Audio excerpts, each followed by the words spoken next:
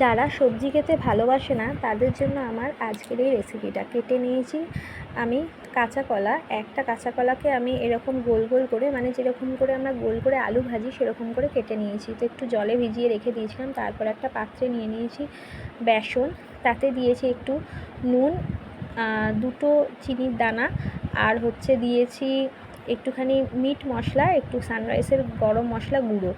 তো দিয়ে ভালো করে ফেটিয়ে নিয়েছিলাম, আর একটুখানি দিয়েছিলাম খাবার সোডা আর একটু চালের গুঁড়ো দিয়ে ফেটিয়ে নিয়ে তাতে কাঁচা কলাগুলো ডুবিয়ে আর তেলে ভেজে নিয়েছিলাম। তো কাঁচা কলার বড়া আমার রেডি হয়ে গেছে, আর ওপরে একটু বিট নুন আর একটু গোলমরিচের গুঁড়ো ছড়িয়ে দিয়েছি।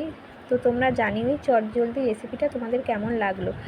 আর এটা কিন্তু খেতে বেশ ভালোই হয়েছিল, আর যারা সবজি খেতে ভালোবাসে না তাদের কিন্তু বেশ ভালোই লাগবে। তো সবাই খুব ভালো থেকো, সুস্থ থেকো, টাটা। আর সবাই কিন্তু একবার করে ট্রাই করে দেখো কাঁচা কলার বড়াটা কেমন লাগলো।